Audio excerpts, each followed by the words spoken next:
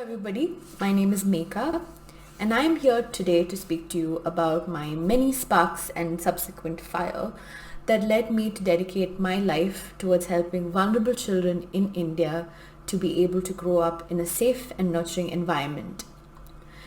So who are these children that I'm speaking about? Well, you've all met them. They are the children who are poor, who are abandoned, who are neglected, who basically don't have anyone to take responsibility for them or to care for them. In fact, you see these children quite often. You see them on the streets begging for money. You see them under bridges looking for shelter.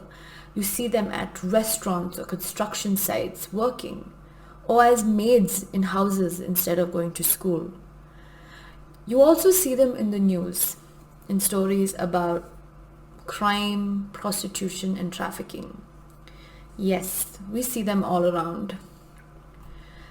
Back in, I think it was 1996, my family was moving to Kochi, and I was the starry-eyed little girl who was so excited to be moving to what I thought was a big city like Cochin.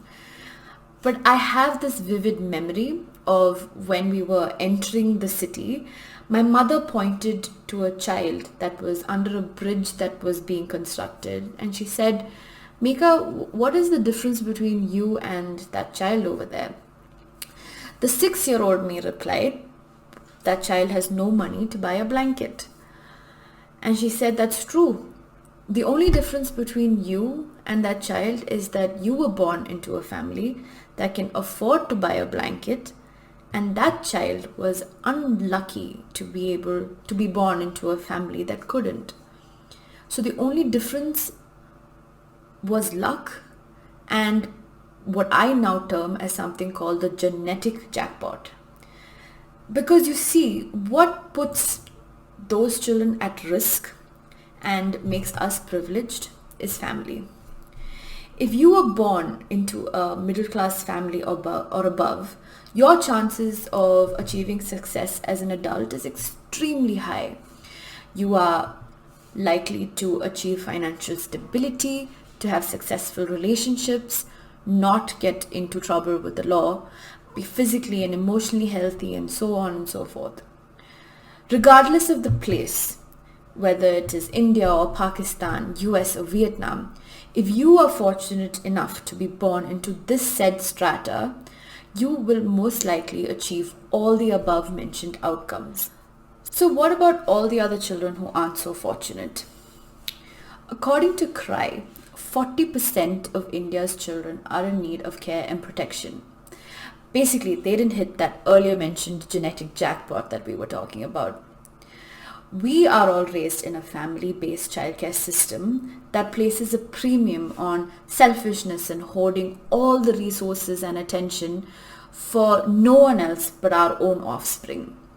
We are taught to care about the outcomes achieved by no other children but our own. In fact, we are taught to compete on the outcomes our children achieve instead of collaborating to help all children be able to achieve positive outcomes. We are taught to focus on helping our children crack an entrance exam that only 1 in 1 million children can get through, more than we are taught to take care or think about the other 9,99,999 children.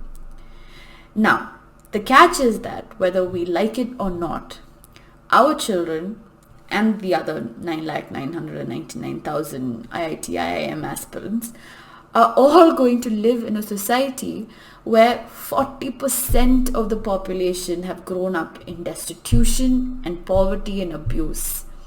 So regardless of how much they achieve, short of migration, our children are still going to be living in a third world country.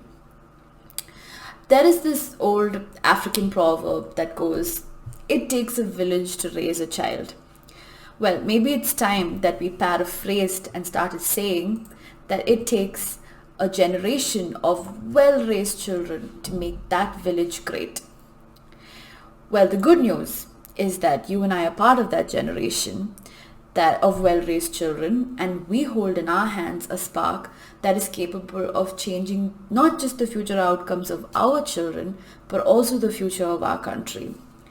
If we are to have any hope of living in a developed, strong India someday, we need to start taking accountability as a society for every child in our midst to be able to receive a basic quality of childcare that we can accept. So how do we do this? How do we as a society provide acceptable standards of childcare to all children in India when 2 crore of our children are classified as orphans itself? Just to put that number into perspective, that's about the population size of the continent of Australia. How many interventions can you think of that has effectively affected the lives of 2 crore people or more? Well, I can think of the Pulse Polio program. But remember that Pulse Polio is about 4 drops that take a minute each, and childcare is about 18 to 21 full years of constant support and monitoring and nurturing. So how do we solve for a problem that is as vast as it is deep? We start by creating scalable solutions. We develop programs that marry that obsessive, outcome-focused approach of the middle-class family to the scalability of something like the Pulse Polio program. So what is the scalable intervention in a childcare context? What is the kind of activity or entity or institution that can develop family quality childcare to thousands, if not lakhs and crores of children? So let me explain the components of the childcare ecosystem in some detail. Children in need of care and protection, rescued from trafficking or abuse or who are abandoned, are first brought to a children's home by police and other NGOs. At a children's home, one of 4 things can happen. The first is repatriation. When a child is rescued, we check whether we can reunite them with their actual family, whether it is safe to send them back to their homes. We also check if the parents are willing to be able to look after the child, in which case, if the parents are willing, we provide them with financial assistance. The second option is adoption. A family can decide to raise a child who is less than 18 years of age and without a family and raise him or her as their own. All legal rights of the birth parents will be transferred to the adoptive parents.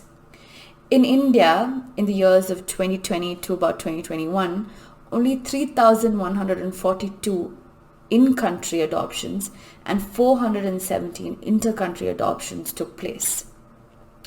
The third option is the foster care system. This is a relatively newer childcare ecosystem introduced in India in 2011. 2 foster parents take in about 6 to 10 children in their home. In this case, the biological parents may still have a say in decisions related to the child. And the fourth and last option is that the child stays at the children's home. Children stay in childcare institutions till the age of 18. After this, they are considered as adults and asked to leave the care system.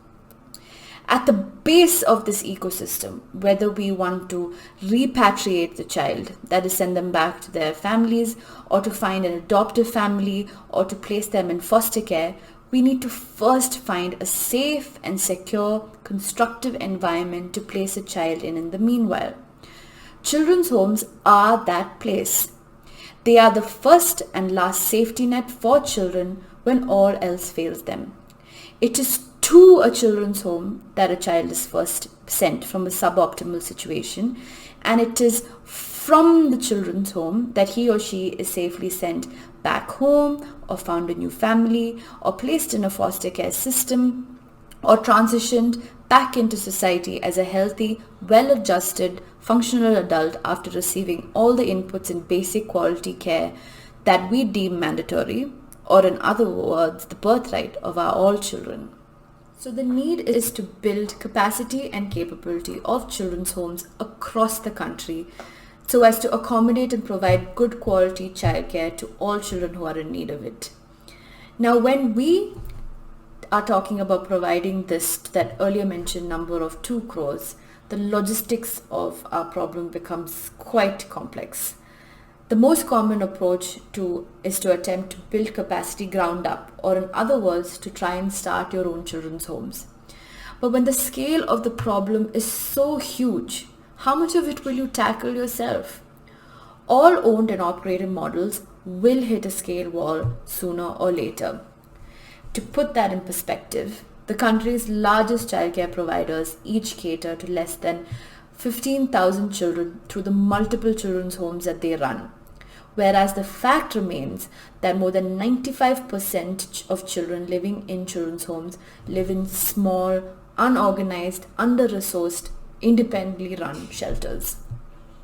Now let's take the problem of scale wall with the owned and operated model and see how other sectors have solved for it.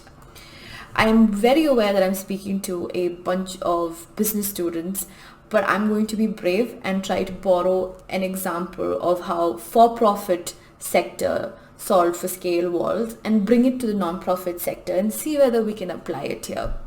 Because one of the most brilliant examples is what happened with the hospitality industry. Prior to 2010, the largest players in the hospitality sector were a few large chain hotels like the Taj, the Hilton, the Oberoi, etc.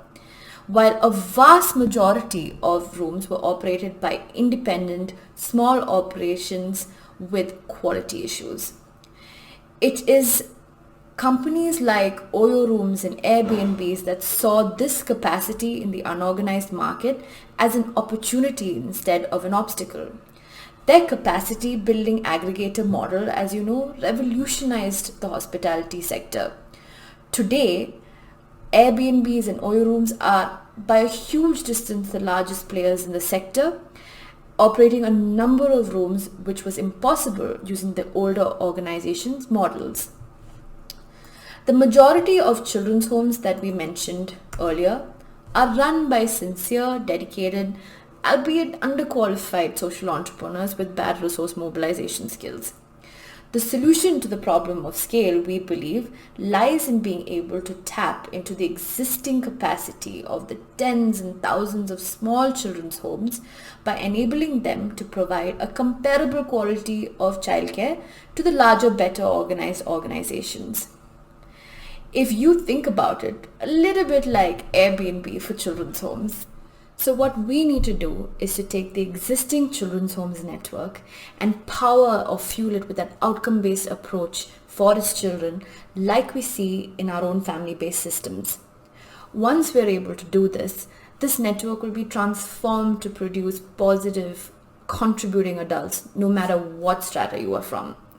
A children's home will propel the child into the community and contribute to our country's growth. To be able to upgrade the quality of children's homes to provide better quality care to their children is the dream or the fire that burns in me and my organization today. But when I started talking to you, I did confess that my journey is because of many sparks. The spark was ignited when I had that conversation with my mother about children living on the streets. And it was ignited many times when I volunteered at children's homes while in college. And that spark was set ablaze when I attempted to and failed to save 3 children from the begging mafia on a cold winter's night in Bangalore. A spark is a moment in an experience. A spark is permanent, but sparks are capable of unimaginable, powerful change. My hope is that in this conversation that we're having, a tiny little spark has ignited within you to at least wonder who is taking care of the children around you who are outside the care and protection of families, and is there something that you could possibly do to help them? Taking into account that in India our population is both the problem and the opportunity, what if we consider a more decentralized, collaborative approach to improve the capabilities of children's homes? Through a participatory model, or what we all know as volunteering, the community and individual citizens mobilize around children's homes and provide support in terms of time, expertise, and resources. By taking responsibility for such a key institution in the society, we in effect take charge of the future of our society itself. And this is something that we can do ourselves at this moment right where we are. We just need to be able to mobilize, commit, and act. I hope you enjoyed the talk today as much as I enjoyed having this conversation with you. A big thank you to TEDxIIMTrichy for giving me this opportunity, and I'm looking forward to speaking with all of you during Q&A. Thank you.